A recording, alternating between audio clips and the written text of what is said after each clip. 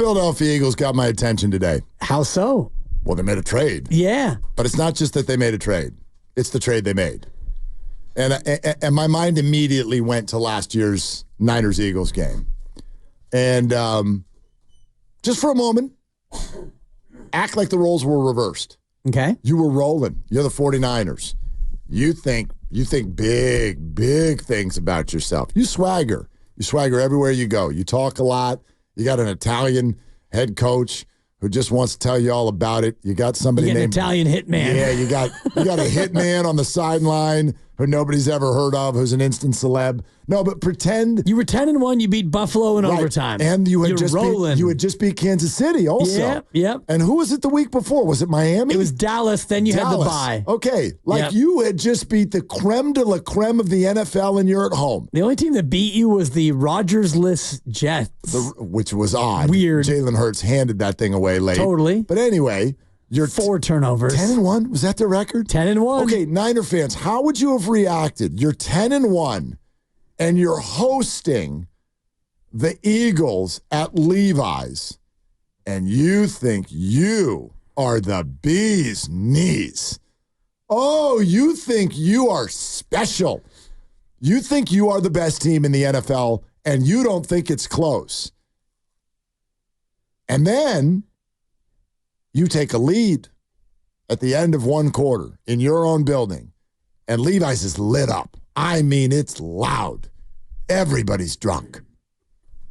And from that moment forward, 3 quarters play out that are so unbelievably embarrassing. You get clowned on your home field. They got clowned. Your hitman gets thrown out of the game. Your head coach's entire world ends up exposed. Apparently, you weren't getting along with the quarterback. And not only do you get embarrassed at home, Dibs, you never get it back. You never get it back. You barely win another game the rest of the year. They beat the Giants. You fall into the playoffs where you get embarrassed again. At Tampa. And quickly get sent home. Yeah. If that had happened to us, how would you be reacting? You'd be furious. Well, wouldn't you? I think when I see what the Eagles did this offseason, I think they took that game with them into the offseason. And they are a hamster on a wheel, man. They're like, yep, Saquon Barkley. Pay 1 receiver, forget that, let's pay 2. And then 2 weeks before the season, let's acquire another receiver. Let's do it. We're paying offense. We're going to go weaponry central. We are all in. Double down. Freak out. Lose it. Let's go. Meanwhile, over in Ninerland, cigars, smoking jackets, ottomans, and unsigned players. Beepity boppity boop. The sound of the soundtrack of the Niners and the Eagles offseason is very different. Yeah, the Eagles is heavy metal and loud music, and let's go. Let's try to ramp it up. And for the Niners, it's classical or jazz, whichever one you prefer, and everything's fine. Maybe it's ocean sounds or whatever you put on your sound machine before bed. And, we've got a little white noise for the baby, nice and low, but it's like a steady little... And that's kind of what it is down there right now because you are defending NFC champs. And if everybody comes in and everybody's ready, you're very good. And like you said, Vegas tells you you're the favorite or the co-favorite to win the whole damn thing. So why do you need to really shake things up, even though all around you, teams are getting better and you're staying the same? I mean, who else? Let's take where Evan was taking this conversation. Who else scares you in the NFC? Anyone? I don't think anyone scares you. Well, let me change the word then. Who has your attention? I think Green Bay has your attention. Okay. Detroit still has your attention. The Rams quietly have your attention, I think. Okay. I mean, the Rams are still a very good team. They're a good team. Yeah, they have a good quarterback, good offense, and a good head coach. But Dallas, they have your attention, but exactly. Your response is perfect. Because, Dallas. Dallas, by the way. Dallas, right? Quick aside. Sure. 49ers fans, you think you've had a bad offseason? Wow. You think your vibes are bad? The Dallas Cowboys have had potentially the most head-scratching offseason I've ever seen a playoff contender have. I literally don't understand what just happened. What did they do? Like, Michael Gallup's not there anymore. You went out and signed a running back. He's your old running back. He's only older. You don't even know who your running back is. Your best player is still sitting there waiting for a contract. The only thing you've said about him is, we don't miss you. And your franchise quarterback is making $40 million, yet you've made him sort of feel like he makes $5 million, and he's got to go out there and prove himself again. Meanwhile, the lead story of the preseason is, hey, look, Trey Lance is sort of like not awful. Looks pretty good. No, he doesn't, but he doesn't look as bad as he used to. I don't know what they're doing.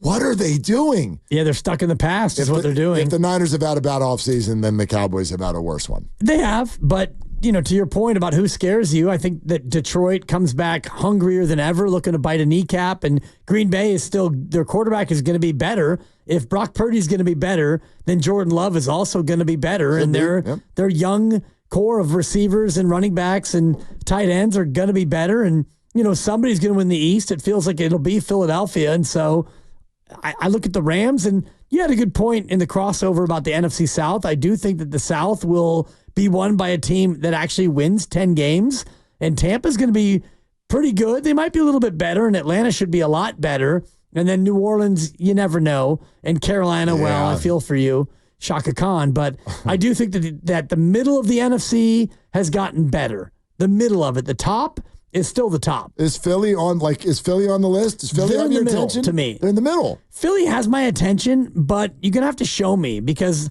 like you said last year, and you called it actually weeks in advance, you said Philly's not. They're fake. Philly's not the team that you think that they are. They were 10-1 coming into the Niner game, and you said long before, because I asked you like in October, I said, will these two teams both be undefeated when they meet in December? And you said, no, of course not. And I said, wait, are you down on the Niners? You said, no, Philadelphia is a fraud. Philadelphia is not the team that you think that they are. And, well, they came in 10-1, and I was still like, Mark, Philadelphia, huh?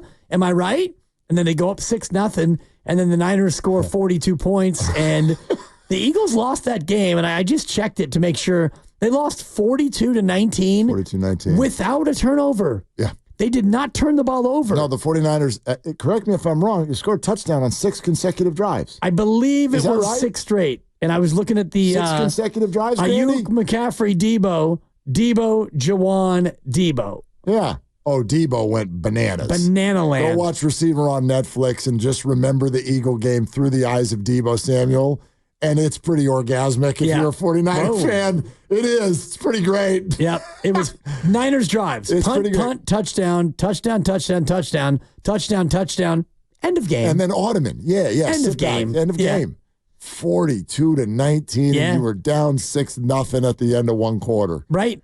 And by the way, I think the Eagles put some garbage points up, didn't they? They had a touchdown in the fourth quarter. Okay. They had one in the third, one in the fourth. All right. But it was pretty much Ottoman City. It was 28-13 at the end of 3. Man. Yeah, it was like you said that it was going to be. And then the Eagles promptly went out and lost 5 of the next 6. Including the playoff game to Tampa where they barely showed up. Yeah, the statement, I remember a conversation we had, and the statement that I made when everyone was like, this is a preview of the NFC Championship game. I go, you're missing something. The Eagles aren't going to be there. Yep. They're not going to make it. Yeah, you said that over and over. And I didn't buy it for a long time. I didn't even know it was going to be that bad. Right. Like, I knew there was some problems, and I knew that there were some things that were super quirky in their favor if you looked at the way they got to 10-1. I didn't think they would never win another game practically. Like, that was crazy. But they beat the Giants. Again, they didn't win another game against an NFL team. Yeah. And okay, I just started thinking about that when they made, and by the way, we should back up for those of you who are like, working and have lives. Sure. Give me the trade, Grandy. So Jahan Dotson, who is sneaky. I know that's not a big name. I think Jahan Dotson is a good player. And if you go tuck him in to an Eagles offense, remember now, this is a guy that's been playing in Washington with no quarterback for the last few years. Now, and also has been asked to have a larger role. If you go stick him in an Eagle offense where Barkley's in the backfield, Jalen Hurts is your quarterback, and you're just using him on passing downs where the defense is thinking about A.J. Brown and Devontae Smith, Jahan Dotson will go move the ball down the field on you now. I love it. You better watch. He can do some things. So I think this is a phenomenal acquisition for the Eagles. And correct me if I'm wrong, they give up, Washington gives up Jahan and a fifth.